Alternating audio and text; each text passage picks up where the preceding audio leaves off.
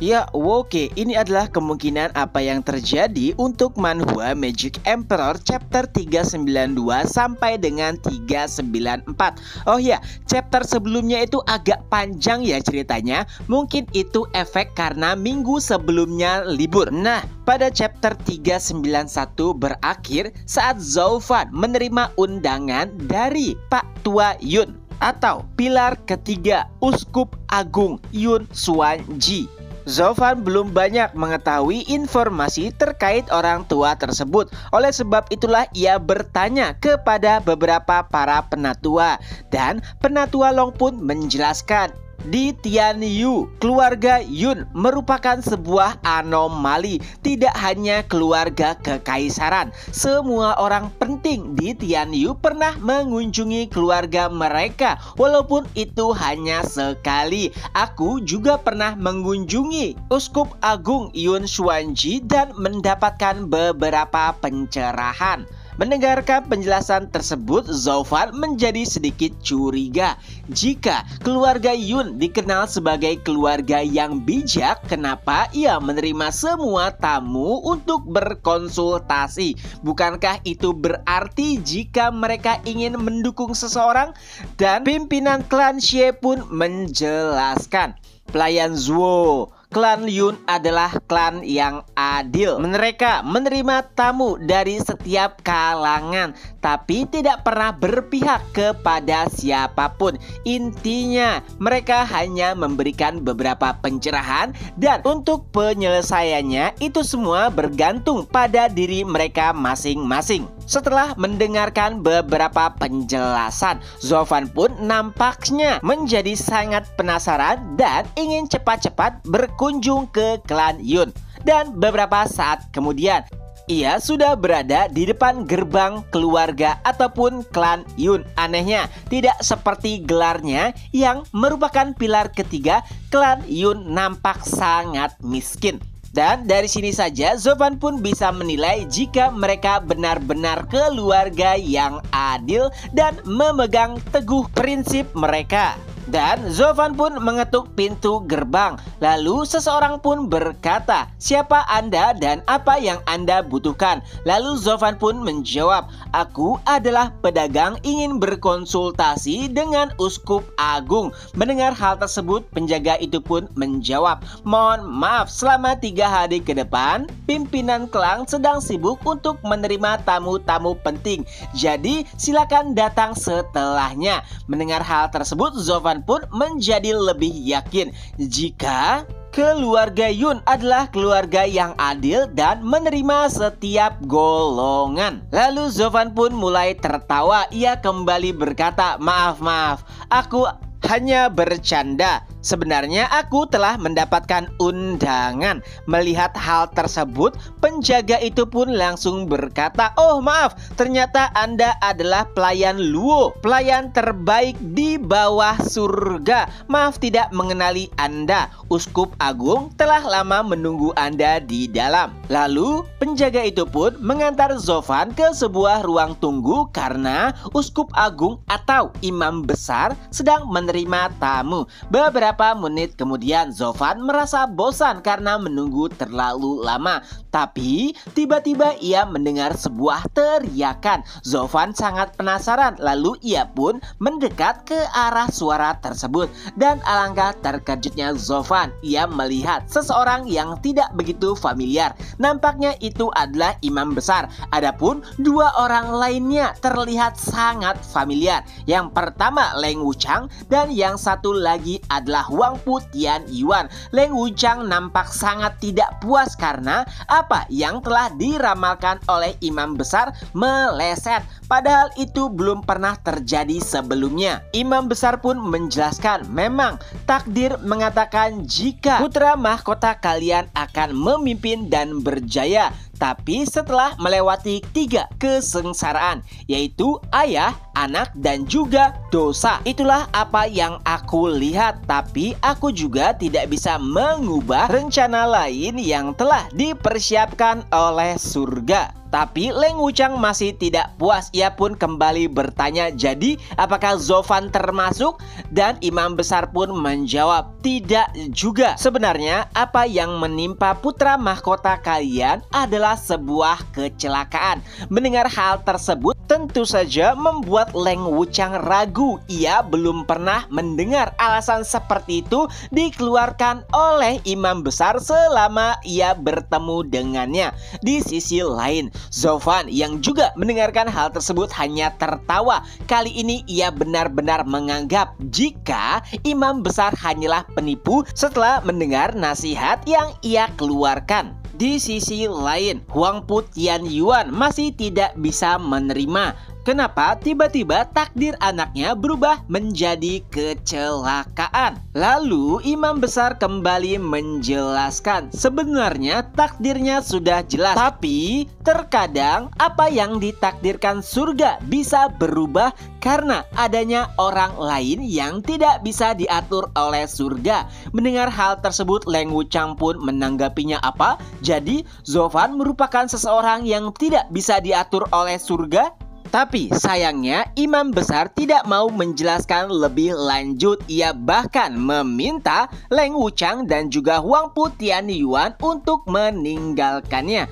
Tentu saja itu membuat Tianyuan kesal. Ia mulai memaki imam besar. Tapi Leng Wuchang menenangkannya dan berkata, kepala keluarga, lebih baik kita kembali. Aku akan menjelaskan apa yang dimaksud imam besar nanti. Intinya adalah Zovan merupakan anomali yang bukan masuk rencana surga. Dia tidak ada hubungannya dengan kita. Dan dengan paksaan juga rayuan dari Leng Wuchang, akhirnya Tianyuan pun meninggalkan ruangan imam besar. Dan setelah keluar, alangkah terkejutnya mereka berdua karena melihat Zovan di luar ruangan. Leng Wuchang pun berkata, Zovan, apa yang kau lakukan di sini? Dan Zovan pun menjawabnya dengan senyuman, seperti yang kau lakukan, aku juga ingin berkonsultasi bagaimana cara menyingkirkan kalian. Mendengar jawaban tersebut, Leng Wuchang pun mulai mencibirnya. Tapi Zovan malah mencibirnya balik dengan lebih tajam dan membuat Leng Wuchang kehabisan kata-kata hingga pada akhirnya mereka pun meninggalkan Zovan dengan penuh kekesalan. Setelahnya, Zovan pun mulai menghadap imam besar, tapi minatnya telah menghilang karena menganggap imam besar hanyalah penipu. Apalagi ranahnya hanyalah Tianshuan puncak. Zovan bahkan tidak menunjukkan rasa hormat sedikit pun. Ia pun berkata, jadi kenapa Anda mengundangku? Jika Anda mengatakan omong kosong, maka aku akan segera pergi. Mendengar perkataan Zovan, imam besar pun menanggapinya seperti yang diharapkan. Pelayan Zuo, kau adalah pria di antara pria. Setelahnya, imam besar pun mulai mengguncang Zovan dengan sebuah kalimat, pelayan Zuo, seharusnya kau sudah mati. Mendengar perkataan tersebut tentu saja membuat Zovan terkejut. Ia pun mulai serius. Baik itu Zhou Yifan, kaisar iblis di domain suci, ataupun Zovan, pelayan keluarga Luo, memang benar seharusnya mereka berdua telah mati. Tapi berkat buku 9 Kaisar Ketenangan, Zovan pun berhasil hidup di tubuh pelayan klan Luo, yaitu Zovan saat ini. Zovan pun mulai berpikir bagaimana bisa orang tua ini mengetahui hal tersebut. Itu adalah rahasia terbesarnya. Bahkan di domain suci tidak ada seorang pun yang memiliki kemampuan tersebut. Apakah keluarga Yun ini benar keluarga yang bisa melihat sebuah takdir?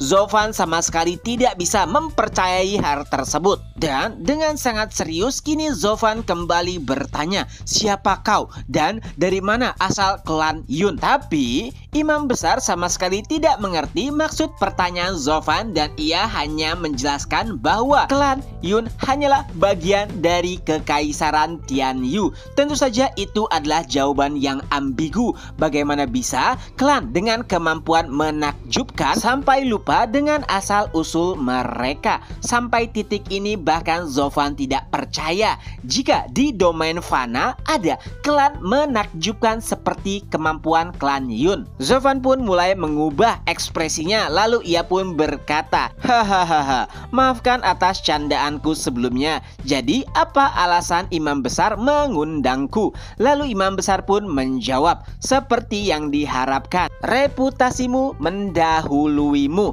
Kau sama sekali tidak tahu malu, fleksibel, dan juga percaya diri.